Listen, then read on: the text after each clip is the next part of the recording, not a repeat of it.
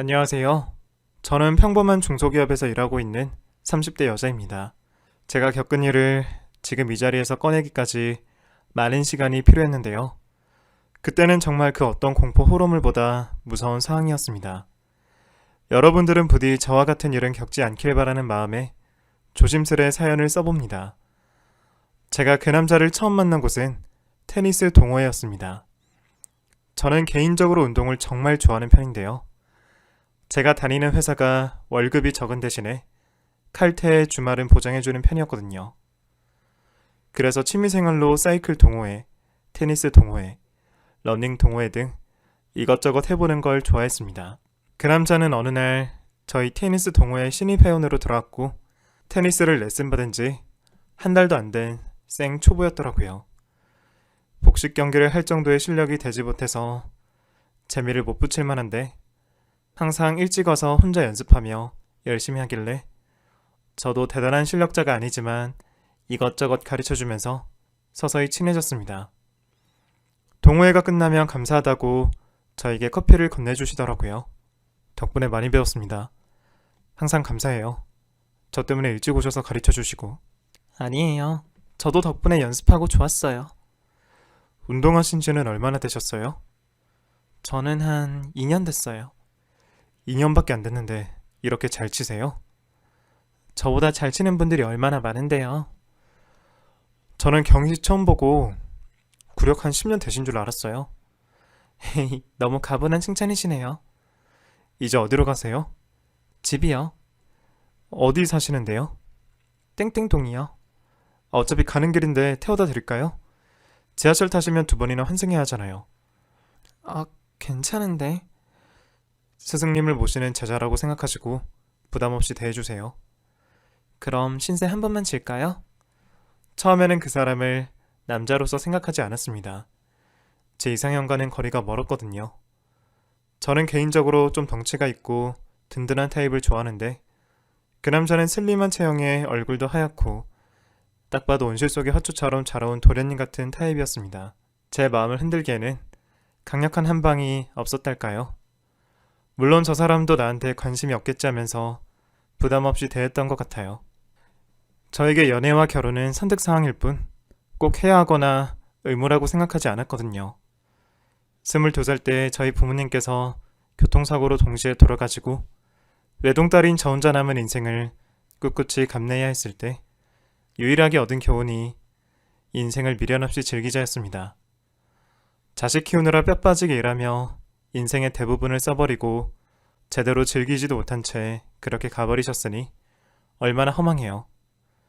언제 어떻게 될지도 모르는 인생. 그냥 내가 하고 싶은 거 하면서 하루하루 감사하게 살자는 마인드로 바뀌니까 어느샌가 결혼에 대한 미련이 없어지더라고요. 솔직히 혼조석에 앉을 부모님 없이 홀로 식장에 들어갈 용기도 안 나기도 했습니다. 시간이 많이 흘렀는데도 부모님이 정말 그립네요. 그랬던 저였는데 예상치 못한 사람에게 설렐 줄이야. 인생이란 정말 모르는 일인 것 같아요. 테니스 동호회에서 만난 그 남자의 차를 몇 번 얻어 타면서 많은 이야기를 나눴고 본의 아니게 식사 자리를 몇 번 갖게 됐습니다. 묘하게 그 사람이 정말 편하게 느껴지더라고요. 그래서 그 남자에게 깊은 속내까지 털어놓게 되었고 본의 아니게 부모님의 사고 이야기까지 하게 되었습니다. 누군가에게 이렇게 많은 걸 털어놓은 게 처음이었던 것 같아요. 아마도 그 사람이 친구처럼 편해서 그랬나 봐요.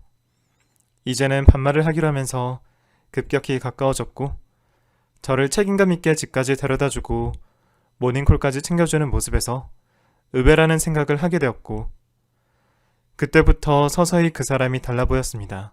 내 이상형과는 거리가 멀어 보였던 그 남자의 어깨가 갑자기 넓어 보이는 거 있죠? 사랑에 빠지는 건 순식간이었고 그 사람도 저와 같은 마음이었는지 저에게 성큼성큼 다가오기 시작하더라고요.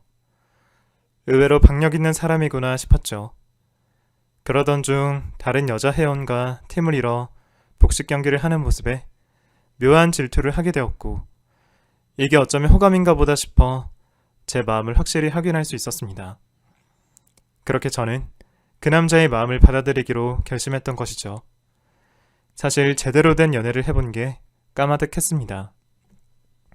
부모님 사고 이후로 이것저것 해야 할 것들이 많았고 정신없이 살아야 했기 때문에 연애라는 걸 시도조차 해본 적이 없었거든요. 물론 그 기간 동안 스쳐 지나간 몇 명의 남자들이 있긴 했지만 그야말로 썸에서 끝난 경우가 대부분이었습니다. 소개팅, 미팅 이런 것들도 해본 적이 없었습니다. 그때의 제가 20대 후반이었고 그 남자는 30대 초반이었습니다. 결혼을 전제로 만난다고 하기에는 너무나 섣부른 감이 있었지만 그렇다고 그 나이에 가벼운 만남을 한다고 말하기는 어려운 애매한 상황이었습니다. 특히나 그 남자는 결혼을 얼른 하고 싶다고 하더라고요. 만난 지 3달이 지날 무렵 저에게 이런 말을 건넸습니다. 나는 사실 연애를 진중하게 하는 편이야. 가벼운 만남은 싫어. 그건 나도 그래. 혹시 우리 부모님을 지금부터 뵙는 건 좀 너무 이른 걸까? 나를 아셔? 여자친구 있는 건 알고 계시지. 궁금해 하시더라고. 나에 대한 상황들도 다 알고 계시고? 대충은 내가 얘기했어. 내가 솔직히 오빠를 가볍게 만나는 건 절대 아니야. 하지만 내 상황 알잖아. 부모님도 안 계시고 회사에 적응한 지도 얼마 안 된 데다가 모아놓은 돈도 별로 없어. 오빠 부모님께서 날 보시면 분명 실망하실 거야. 다 괜찮아. 반갑게 맞아주실 거야. 그거야 오빠 생각이지. 그냥 가볍게 밥 한 번 먹는다고 생각하면 안 될까? 만나보지도 않고 섣불리 걱정하는 건 좀 이르지 않아? 막말로 마음에 안 들어 하시면 어때? 내가 선택한 여자고 내 인생인데. 그렇게 저는 남자친구의 긴 설득 끝에 남자친구의 부모님을 뵙기로 했습니다. 솔직히 처음에는 많이 부담스러웠습니다. 연애를 시작한 지 얼마 되지도 않았는데 벌써부터 부모님께 인사라니요. 하지만 남자친구 또한 외동아들이고 귀하게 자라왔다고 하니 부모님께서 걱정하시는 마음은 충분히 이해가 되는 것 같아서 한 번쯤은 밥 한 끼 먹어보는 것도 나쁘지 않겠다 싶었습니다. 남자친구와 저희 나이도 아주 젊지만은 않기 때문에 서로 아니다 싶으면 일찌감치 헤어지는 것도 방법이잖아요. 이 사람이 자라온 환경이 궁금하기도 했고요. 처음으로 남자친구의 부모님을 뵙던 날 한식집까지 걸어가는데 어찌나 떨렸는지 모릅니다. 그럴 필요가 없는데 괜히 위축이 되더라고요. 식당에 들어선 순간 멀리서 남자친구와 어르신 두 분이 보였습니다. 천천히 걸어가는데 그쪽에서 먼저 일어나더라고요. 그리고 어머님이 저를 보시더니 꼭 안아주셨습니다. 얼마나 고생이 많았어. 그 말씀을 해주시는데 뭉클해져서 눈시울이 붉어지는 거예요. 어르신께서 저를 품에 꼭 안고 등을 두드려 주시는데 그 손길이 정말 따뜻했습니다. 아버님께서도 저를 반겨주시며 수저와 휴지를 챙겨주시더라고요. 아들한테 이야기 많이 들었어요. 우리 아들한테는 너무 가분할 정도로 미인이네. 과찬이십니다. 일단 배부터 채우자고. 뭐 혹시 술은 어떻게? 제가 술을 잘 못해서요. 만약 드신다면 맞춰드리도록 노력하겠습니다. 나도 술은 못 마시는데 잘 됐군 그래 뭐. 술은 백해 무익이야. 첫 만남에 이렇게 분위기가 좋을 수도 있구나 싶더라고요. 저를 너무나 환영해 주시는 모습에 감동을 받았고 문득 남자친구가 부러워지기 시작하더라고요. 이런 좋은 환경 속에서 사랑받으며 자란 거잖아요. 이런 사람이라면 나중에 자식 낳았을 때 그대로 사랑을 줄 수 있겠다 싶어 확신이 생겼습니다. 그 뒤로 저는 남자친구의 어머님과 가끔씩 연락을 주고받게 되었습니다. 그게 저에게는 부담스럽지 않았어요. 워낙 편하게 잘 대해주시기도 했고 저를 먼저 생각해주시는 모습이 감사하게 느껴졌거든요. 가끔씩은 저희 단둘이 만나서 식사를 하거나 영화를 보기도 했습니다. 어머님께서는 저에게 이것저것 맛있는 것들을 많이 챙겨주셨습니다. 이거는 바로 냉장실에 넣어서 먹어야 한다. 혼자 살수록 잘 먹고 잘 지내야 돼. 매번 이렇게 챙겨주셔서 너무 감사해요, 어머님. 끼니는 잘 챙겨 먹고 있니? 덕분에요. 어머님께서 주시는 음식들이 다 맛있어서 요새는 집밥만 먹어요. 그래, 잘 먹으니 얼마나 예뻐. 그나저나 좁은 집에서 혼자 사는 거 너무 외롭지 않아? 요새는 적응이 되어서 괜찮아요. 나는 우리 아들이 빨리 너랑 결혼했으면 싶은데 너같이 참하고 성격 좋은 며느리감이 세상에 어디 있겠니? 저도 결혼이 하고 싶죠. 그런데 제가 아직 준비가... 자고로 여자는 빨리 결혼해서 애를 낳는 게 부모한테는 효도야. 준비할 게 뭐가 있어. 그래도 돈을 좀 벌어가야 좋지 않을까요? 어차피 집도 차도 모두 우리가 해줄 텐데 돈이 뭐가 필요해? 너는 그냥 몸만 오면 돼. 에이, 그래도 그건 좀... 농담처럼 보이니? 우리 아들 저거 저대로 살다가 노총각 될까봐 걱정 이만저만이 아니야. 우리 경희같이 좋은 사람 만났을 때 놓치지 말고 결혼을 했으면 싶은데 내가 너무 성급한 건가? 좋게 봐주셔서 감사할 따름이에요, 어머님.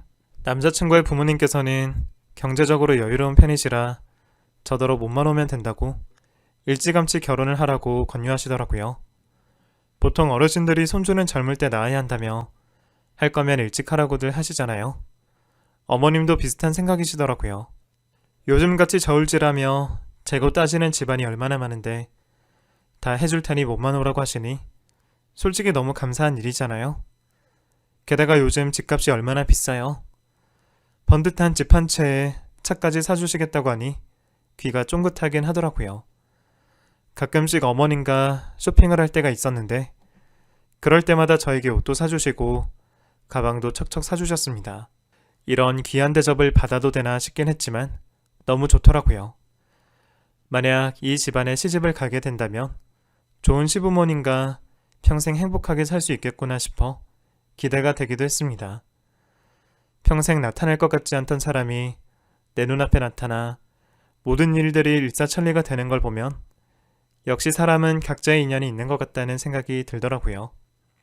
남자친구는 사귀는 내내 단 한 번도 제 속을 썩인 적이 없었고 저 또한 만약 결혼을 한다면 이 사람과 해야겠다는 결단이 섰을 때쯤 남자친구가 저에게 조심스레 프로포즈를 했고 어쩌면 하늘에 계신 부모님께서 좋은 가족을 만나라고 나에게 선물을 주신 게 아닐까 싶은 생각으로 그 청혼을 받아들이게 되었습니다.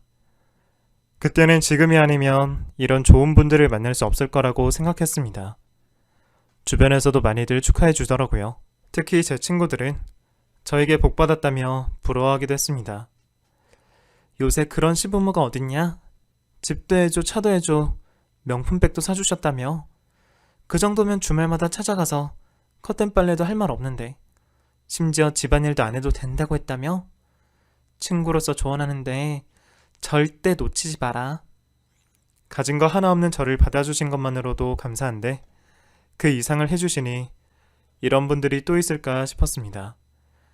이제는 슬슬 결혼을 준비하고 싶다는 말에 예비 시부모님은 정말로 진심으로 좋아하셨습니다. 이제는 우리도 딸 생겼다 생각하고 반갑게 맞이할 테니 너도 부모가 생겼다고 생각하고 우리를 편하게 대해줬으면 좋겠어. 제가 더 잘할게요. 잘할 필요 없어. 복덩이가 들어와서 우리가 기쁠 뿐이지. 결혼식은 어떻게 하고 싶니? 어떻게 하든 상관이 없긴 한데 저는 오실 분들도 마땅치 않고 지인도 별로 없어서요. 초라해보면 어쩌나 싶은데 서로 사역하는 게 중요하지. 가족끼리만 모여서 결혼식 대신 식사 자리를 마련할까 싶은데 괜히 저 때문에 그러시는 거라면 안 그러셔도 돼요, 어머님. 지인도 많으실 텐데. 우리 집도 이미 퇴직해서 올 사람도 없어. 결혼식이야 뭐 허례허식이지. 그 후로는 모든 게 일사천리였습니다. 제 남자친구를 저희 친척분들에게 소개시켜드리고 간단히 식사를 하는 것으로 상견례를 진행했습니다. 그리고 가족끼리 소박하게 모여서 식사 자리를 가지며 반지를 나눠 끼우는 형식으로 결혼식을 대신했습니다. 시댁 쪽에서 저를 위해 많은 배려를 해주신 거죠. 대신 사진은 남기고 싶어서 웨딩드레스를 입고 스튜디오 촬영을 마쳤습니다. 그리고 시부모님을 모시고 같이 가족 사진을 찍는 것으로 절차를 마무리했죠. 그제야 모든 게 실감이 나더라고요. 그맘때쯤 저는 살던 집을 정리하고 잠시 시부모님 댁에서 지내며 신혼집 입주를 준비하기 시작했습니다. 주말마다 어머님과 가구를 보러 다니고 이것저것 준비를 하느라 시간이 어떻게 흘렀는지 모르겠네요. 그때까지만 해도 저는 아주 행복한 새댁이었습니다. 제 눈앞에 펼쳐진 미래는 전부 꽃밭이라고 생각했죠. 그날 병원을 창문으로 탈출할 줄은 꿈에도 몰랐네요. 시부모님께서는 저에게 진명이와 차명의를 주시겠다며 일찍 혼인신고하는 게 어떻겠냐고 제안하셨고, 원래는 천천히 할 생각이었으나 어차피 결혼식까지 올린 마당에 늦출 필요가 뭐가 있나 싶어 혼인신고까지 하며 법적인 부부가 되었습니다. 예비 시어머니는 제가 회사를 관두길 원하셨지만 아이를 갖기 전까지라도 돈을 벌고 싶은 마음에 회사를 열심히 다녔습니다. 주말이면 어김없이 어머님과 신랑과 시간을 보내곤 했는데 어느 날 어머님이 저에게 묻더라고요. 너 연차는 쓸 수 있니? 네, 연차는 자유롭게 쓸 수 있는 편이에요. 그럼 평일에 시간 좀 내줄래? 무슨 일이세요, 어머님? 바빠지기 전에 종합건강검진이나 한번 받게 해주려고. 그런 건 제가 알아볼 수 있는데 괜히 어머님 바쁘시게 하는 거 아니에요? 나도 받으면서 너도 받게 해주는 거야. 그 병원에 아는 직원이 있어서 둘이 하면 싸게 해준다고. 아, 그래요? 안 그래도 건강검진 한번 받아볼까 했는데. 잘 됐어. 그럼 나랑 평일에 한번 방문하자꾸나. 그쪽에 말해놓을게. 오빠는요? 같이 받으면 좋을 텐데. 걔는 이미 작년에 받았어. 아무 이상 없대. 아, 참, 너 A형 맞지? 네, 맞아요. 그건 왜요? 며느리 혈액형 정도는 알아야 할 것 아니니. 그래야 사고가 났을 때 내가 수혈을 해주든지 하지. 우리 가족이 전부 A형인데 이것도 운명 아니겠니? 그런 생각까지 해주시고 정말 감사해요, 어머님. 나는 너가 얼른 회사 간두고 편하게 집에 있었으면 좋겠구만. 왜 고집을 부리고 그래? 한 푼이라도 더 벌어야 어머님께 용돈도 드릴 수 있잖아요. 나는 다른 거 하나도 필요 없다. 그저 너희 둘이 행복하게 살면서 평범하게 사는 게 소원이야. 꼭 행복하게 살게요, 어머님. 어머님 덕분에 제가 요즘 얼마나 행복한지 몰라요. 제 친구들도 전부 그래요. 시부모님을 너무 잘 만났다고요. 얼마나 부러워하는데요. 며느리의 종합검진까지 신경 써주시고 정말 좋은 시어머니라고 생각했습니다. 그때까지는 아무런 문제가 없었습니다. 종합검진을 받기로 한 날, 저는 일찌감치 회사에 연차를 신청하고 준비하고 있었습니다. 예비 시어머니와 단둘이 택시를 타고 병원으로 향하고 있었죠. 약간의 의문스러움이 있어서 어머님께 여쭤봤습니다. 어머님, 근데 종합검진이면 보통 위내시경, 대장내시경도 하지 않나요? 그러면 세척 같은 것도 미리 해야 하는 거 아닌가요? 그런 말이 없어서 준비를 못했는데 괜찮나요? 오늘은 그냥 상담만 할 거라 그런 게 필요 없어. 상담이요? 어떤 상담이요? 일단 병원 가서 얘기하자. 그때부터 묘하게 어색한 분위기가 흐르더라고요. 그래도 그때까지는 이상함을 눈치채지 못했습니다. 일단 의사와 상담을 한 후에 불편한 부분을 정밀하게 검진을 하는구나 싶어서 그러려니 했던 것 같아요. 택시가 병원 앞에 선 뒤 시어머니는 저에게 병원 앞에서 갑자기 이야기를 하자고 하시더라고요. 어머님, 무슨 이야기요? 우리는 너를 진짜 딸처럼 생각한다. 갑자기 그런 말씀을 왜? 정말이야. 너는 우리가 끝까지 책임지마. 저도 어머님을 정말 제 친정 엄마처럼 생각해요. 그렇지? 무슨 일이 있어도 나를 엄마처럼 생각할 거지? 그럼요. 어머님같이 저를 잘 챙겨주시는 분이 세상에 또 어딨어요. 그래, 고맙다. 오늘은 그냥 간단하게 상담만 할 거라 금방 끝날 거야. 피 뽑고 그런 게 아니라요. 일단 들어가자. 시어머니는 저를 이끌고 병원 안으로 들어섰고 엉겹결에 따라간 저는 도착한 곳을 보고 경악을 금치 못했습니다. 그곳은 바로 장기이식센터였던 거예요. 보통 종합검진은 그쪽으로 가지 않잖아요. 순간 오싹한 생각이 들었던 저는 시어머니에게 물어보았습니다. 어머님, 여기 아닌 것 같은데요? 그랬더니 시어머니는 한참 동안 말을 못하시고 가만히 서 계시더라고요. 그러더니 어렵게 입을 여시더라고요. 경희야, 나랑 얘기 좀 할래? 시어머니는 저의 손을 잡고 의자가 있는 곳으로 이끄셨습니다. 시어머니의 손이 미세하게 떨리고 있음을 직감한 저는 이 사태가 보통 일이 아니겠구나 싶더라고요. 의자에 앉은 저는 시어머니에게 다시 물었습니다. 어머님, 무슨 일 있으세요? 사실 내가 너한테 꼭 말하고 싶은 게 있었어. 무슨 말씀이요? 네 시아버지 있잖니? 간이 많이 안 좋으시단다. 네? 간경화 말기에 수술이 불가능하대. 간암이라고. 그럼 어떡해요? 간이식밖에는 답이 없대. 그럼 설마 저를 여기 데리고 오신 게... 간이식 해달라는 말은 절대 아니야. 그냥 우리는 희망을 얻고 싶을 뿐이야. 아들이랑 나 전부 이식이 불가능하다고 해서 절망하던 찰나에 우연히 너가 혈액형까지 딱 맞아 떨어지잖니. 어쩌면 하늘에서 우리 가족을 살리기 위해 내려주신 건가 보다 싶기도 하고. 이런 말해서 정말 미안하구나. 그럼 미리 말씀을 하셨어야죠. 고민할 시간도 주지 않으시고 여기부터 데리고 오시면 어떡해요? 일단 적합한가 보는 거야. 고민은 그 나중에 해도 된다고 생각했어. 오늘은 그냥 상담만 하는 거야. 본격적인 검사는 또 나를 잡고 해야 하니까 시간이 너무 오래 걸리잖니? 사실 이걸 미리 말해야지 싶었는데 차마 입이 안 떨어지더라. 못난 시어머니를 용서해다오. 다른 건 바라지 않을게. 그냥 검사만 좀 받아주면 안 되겠니? 내가 이렇게 무릎이라도 꿇으마. 왜 그러세요? 저는 너무 갑작스럽다고요. 여기까지 왔는데 그래도 검사만 받아보자. 응? 검사까지는 괜찮잖아. 내가 이렇게 빌어도 안 되겠니? 시어머니는 갑자기 눈물을 흘리시더니 제 앞에 무릎을 꿇는 신용을 하시더라고요. 당혹스러웠던 저는 시어머니를 다시 일으켜 세우며 일단 생각할 시간을 좀 달라고 했습니다. 그리고 신랑에게 전화를 걸었습니다. 바로 받더라고요. 경희야. 오빠도 알고 있었어? 뭘? 나 오늘 어머님이랑 병원 온 거. 들었지. 종합검진하러 가는 날이잖아. 그게 아니고 간이식 검사였어. 아버님 간경화 말기시라며. 왜 나한테 말 안 했어? 너 괜히 걱정할까봐. 근데 엄마가 너를 데리고 거길 갔다고? 나한테 검사만 받아달래. 아무리 그래도 며느리한테 그런 말을 하면 안 되지. 내가 엄마한테 전화할게. 진짜 몰랐어? 내가 미쳤어? 내 와이프 될 사람한테 우리 아빠 간기증을 해달라고 하게? 우리 아이도 낳아야 하고 평생 백년해로도 해야 하는데 미쳤다고 몸에 칼을 대라고 하겠어? 신랑은 흥분해서 길길이 날뛰기 시작하더라고요. 병원까지 찾아온다고 하는 걸 겨우 말렸습니다. 사실 시아버지께서 건강이 많이 안 좋다는 건 알고 있었습니다. 그런데 그게 암일 줄은 몰랐습니다. 그냥 저한테는 불치병과 같은 질환이 있어서 약을 먹고 있다 정도로만 알려주었거든요. 시어머니가 눈물을 흘리는 모습을 보니까 마음이 약해지더라고요.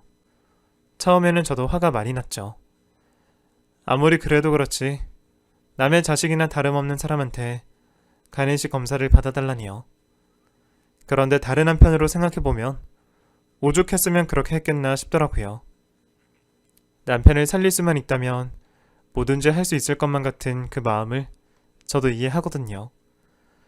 만약 제가 시어머니 입장이었어도 남들에게 무릎 꿇고 부탁을 했을 것 같긴 해요. 사실 당사자가 아니었기 때문에 간기증에 대해서 생각을 해본 적이 없었습니다. 그래서 궁금한 것도 많고 물어볼 것도 많아서 일단 상담만이라도 받아보자 싶었습니다. 막말로 적합하다고 판명이 난다 쳐도 제가 하지 않겠다고 하면 그만인 거잖아요. 어머님, 그럼 제가 상담만 받아볼게요. 정말이니? 대신 앞으로의 일은 제가 알아서 판단할게요. 앞으로는 말도 없이 이런 거 데리고 오시면 저도 곤란해요. 오늘은 내가 정말 미안하다. 차마 입이 안 떨어졌는데 이해해줘서 고마워. 일단 제가 생각을 해보고 다시 날짜를 정할게요. 그 정도는 제가 해도 되죠? 그럼 알아서 하렴. 너무 고맙다. 그렇게 저는 큰 결심을 하게 됐습니다. 말없이 병원까지 끌고 오신 건 너무 서운하고 화도 났지만 시부모님이 그만큼 저에게 지극정성을 다하셨고 여태껏 시아버지는 저를 진심으로 딸처럼 생각해 주셨거든요. 그분을 암으로도 잃는다는 걸 생각하니 저절로 눈에 눈물부터 고이더라고요. 저는 아직 젊고 건강하니까 도움을 드릴 수만 있다면 흔쾌히 검사 정도는 해드릴 수 있겠다고 생각했습니다. 상담을 하면서 여러 번 확인을 하더라고요. 그리고 여러 장의 문서를 확인하며 체크를 해야 했습니다. 그 과정에서 새삼 실감이 나더라고요. 그래도 가족의 생명을 살릴 수만 있다면 이 정도쯤은 문제가 아니라 생각했습니다. 궁금한 것들이 많아서 관계자분께 이것저것 여쭤봤습니다. 가운을 입으신 의사 선생님께서 저에게 검사 항목을 줄줄 외워주셨던 게 기억에 남네요. 일단 1차 검사는 혈액검사, 소변검사, CT검사, 초음파 검사 정도를 해야 할 거고요. 다음 주 중에 검사 날짜를 예약하시면 됩니다. 종합검진일 줄 알았던 검사 항목이 간에 집중된 검사일 줄은 누가 알았겠어요. 아직도 그때만 생각하면 등에서 식은땀이 나네요. 그때 살짝 망설였던 것 같아요. 검사를 한 순간부터는 걷잡을 수 없을 것 같았고, 만약 적합하다는 판정이 나왔을 경우에는 정말로 제가 가족의 유일한 희망이 되는 거잖아요. 상담을 하면서 절차와 부작용까지 듣게 되니까 겁이 나는 건 사실이더라고요. 친정아빠가 만약 간기증이 필요한 상황이라면 단 1초의 망설임도 없이 해드린다고 했을 겁니다. 하지만 시아버지에게 간기증은 어쩔 수 없이 멈칫하게 되더라고요. 생각이 5분에 한 번씩 부침개 뒤집듯이 휙휙 바뀌었던 것 같아요. 할까 말까 할까 말까. 제 인생에서 가장 신중하게 고민을 한 날이 바로 그때가 아니었나 싶네요. 앞으로 평생 함께할 사람들이고 내 전부가 될 사람들인데 목숨을 내놓는 일도 아니고 그 정도는 할 수 있지 싶은 마음에 결단을 내렸습니다. 적극적으로 검사에 임하기로요. 신랑에게 그 얘기를 꺼내자 반대를 하는가 싶더니 결국엔 눈물을 흘리더라고요. 괜찮겠어? 괜찮지 그럼. 나한테는 부모님과 같은 분인데. 내가 기증해드렸어야 하는 건데. 우리 둘 중엔 내가 더 건강하잖아. 혈액형도 맞고. 어쩌면 이게 우연이 아닐 수도 있겠다는 생각이 들어. 나도 용기가 많이 필요했지만 그래도 아버님 생명은 살려야 하잖아. 내가 신중하게 검사에 임할게. 해볼 수 있는 건 다 해보고 싶어. 말만이라도 고마워 경이야. 내가 앞으로 정말 잘할게.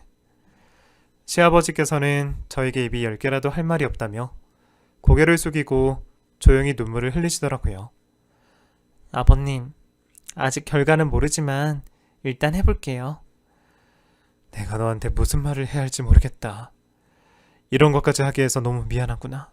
미안하시면 꼭 건강 회복하세요. 저희랑 평생 같이 사셔야죠. 저희 자식 낳는 것도 보셔야 하잖아요. 결정을 하고 나니 오히려 마음이 후련하더라고요. 그 일로 인해서 저희 가족은 더욱 돈독해졌습니다. 1차 검사를 하던 날 괜찮다고 하는데도 시어머니가 저를 따라 병원까지 오시더라고요. 걱정이 되어서 말이야. 어머님, 저 혼자 가도 괜찮아요. CT 검사까지 하려면 조영주 받는다고 하던데 그럼 어지러울 수도 있잖니. 내가 옆에서 부축해야지. 그럼 오빠한테 전화하면 되죠. 걔는 바빠서 전화도 안 받아. 내가 오는 게 마음 편해서 그래. 그때까지만 해도 분위기가 좋았습니다. 하지만 그날 저는 일생일대의 탈출을 감행하게 됩니다. 그 어떤 영화보다 더 서스펜스한 분위기 속에서 말이죠. 검사를 하기 위해서 탈의실에서 병원에서 준 옷으로 갈아입고 있었습니다. 그리고 간단한 검사부터 시작했죠. 모든 검사를 마치고 다시 탈의실로 가려던 찰나 대기의자에 앉아있는 시어머니의 통화 소리를 듣게 되었습니다. 아이고, 우리 아들은 비실비실해서 못해. 검사조차 안 했지. 어떤 부모가 아들 몸에 칼을 대게 할 수가 있겠어. 그건 내가 용납을 못하지. 어차피 며느리 되려는 건강하니까 괜찮을 거야. 그럼 딱 봐도 마음에 들더라니까. 그 말을 듣는데 머릿속이 새하얘지더라고요. 그러니까 제 신랑은 검사조차 받지 않았던 겁니다. 그래놓고 저한테는 부적합 판정을 받았다고 했었죠. 그렇다면 그 가족이 전부 짜고 저를 이용하고 있는 게 아닐까 싶은 생각에 소름이 돋더라고요. 병원복을 입은 채로 시어머니에게 다가가 따졌습니다. 어머님, 오빠는 검사도 안 받았다고요? 그랬더니 시어머니가 화들짝 놀라며 일어나시더라고요. 아니, 내가 언제? 제가 똑똑히 들었어요. 분명히 저한테는 부적합 판정 받았다고 했잖아요. 몸이 약해서 안 된다고 내가 들었다니까 글쎄. 그럼 저한테 검사 결과지 보여주세요. 그거 이미 내가 버렸지. 병원에는 기록 남아있을 거잖아요. 어디서 받았어요?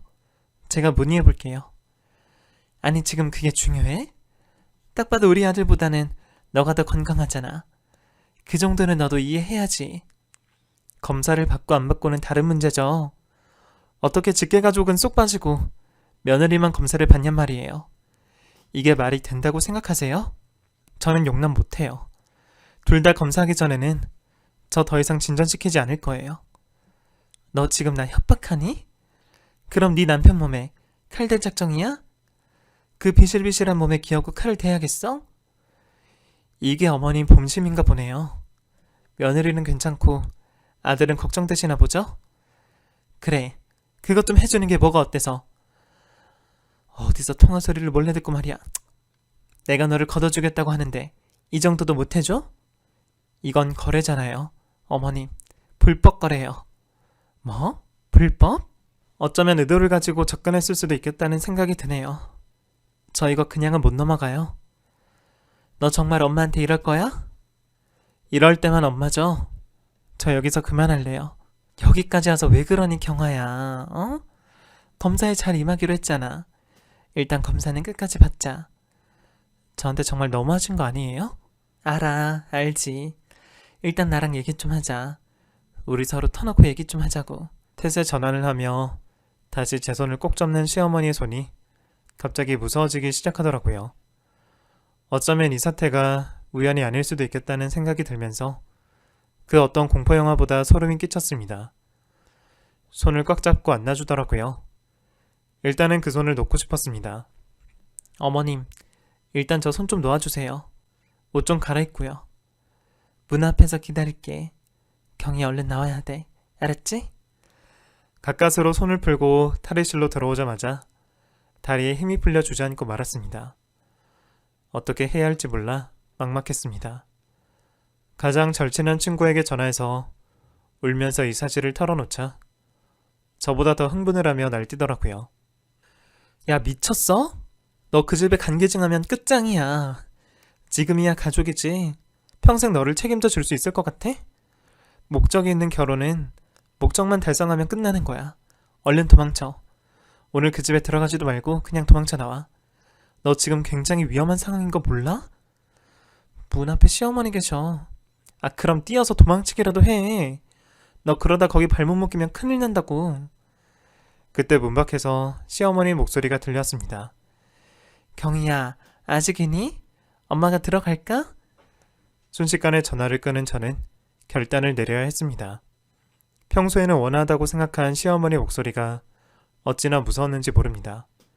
결혼이고 뭐고 그 집안 식구 모두가 악마로 보이더라고요.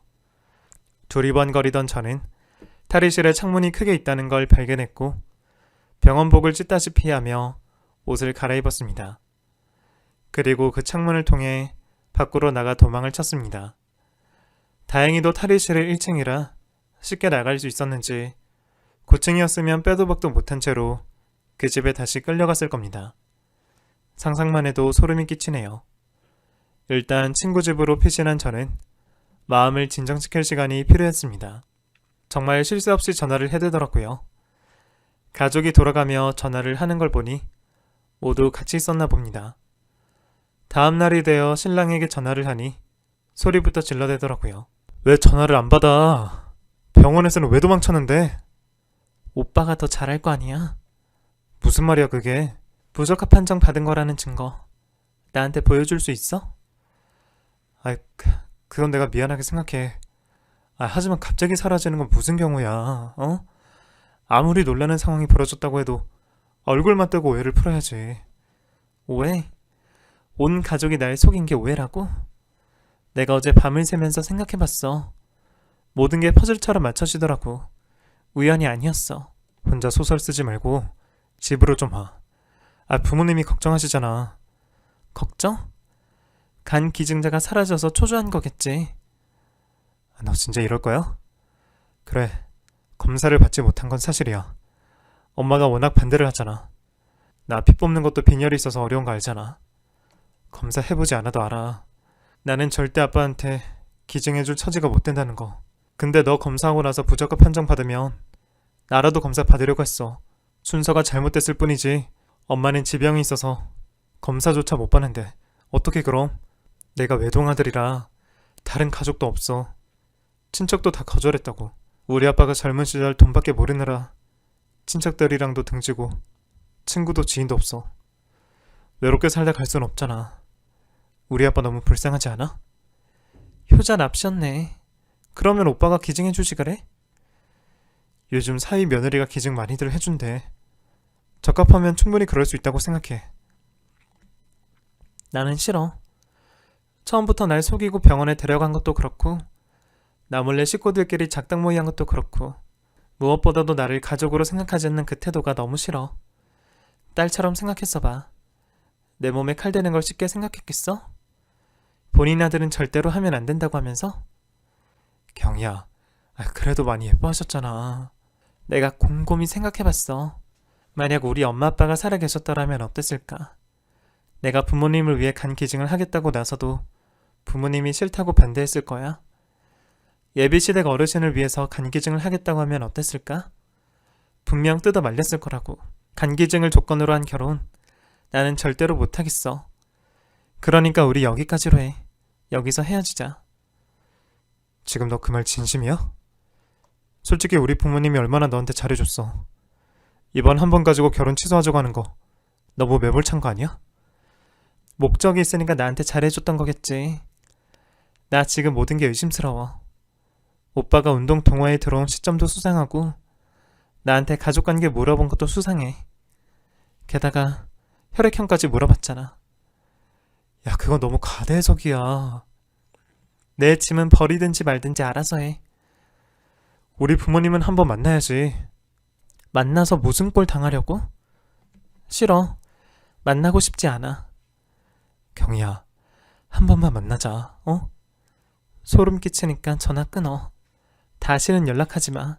부탁이니까. 그날 이후로 오만 정이 다 떨어진 저는 결국 혼인무효 소송을 알아보게 되었습니다. 그 사이 시부모님이 저를 찾아오기도 하셨고 설득하기도 하셨지만 저의 마음을 움직일 수는 없었습니다.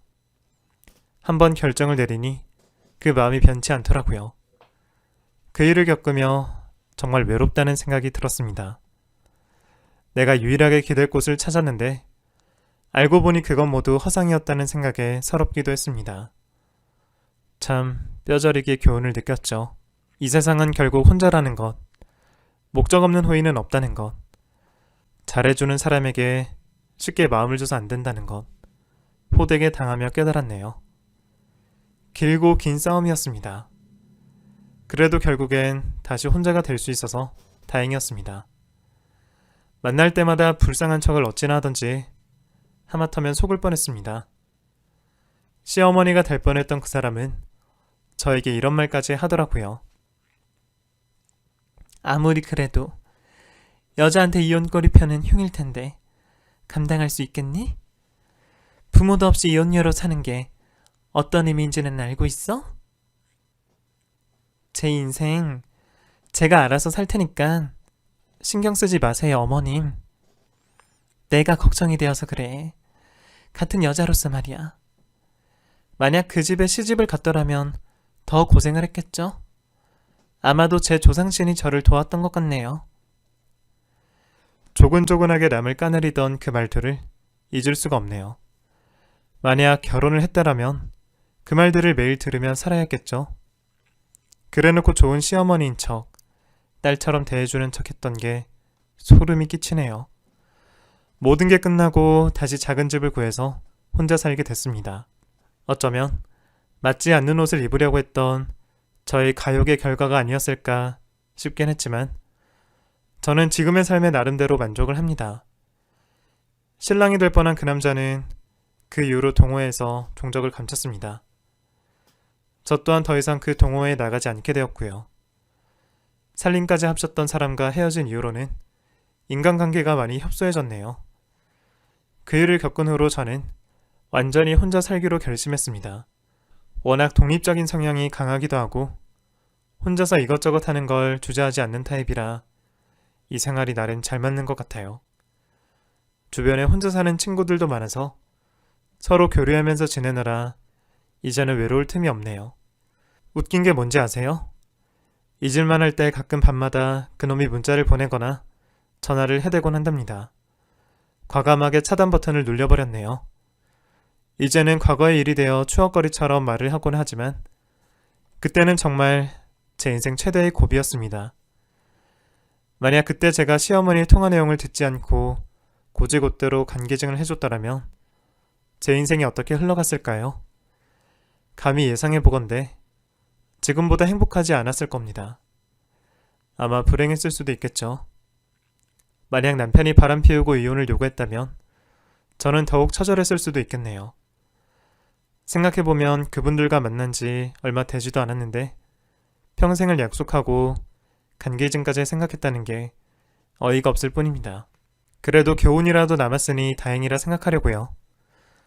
여러분들께도 제가 얻은 교훈을 전달드리고자 이렇게 사연을 쓰게 되었습니다. 사실 요즘 한동안 운동을 끊고 집 회사를 오가며 지루한 일상을 보내고 있었거든요. 사연이라도 남기자 싶어서 쓰게 되었는데 시간이 어느새 후딱 지나갔네요. 내 인생에서 가장 극적인 순간을 털어놓았는데 어떠셨나요? 여러분들의 극적인 순간은 언제였는지 궁금해지네요. 저는 이만 다시 일상으로 돌아가도록 하겠습니다. 평범한 하루하루가 감사해지는 요즘이네요. 여러분들에게 항상 좋은 일만 가득하시길 기도하면서 사연을 이만 마치도록 하겠습니다. 모두 안녕히 계세요.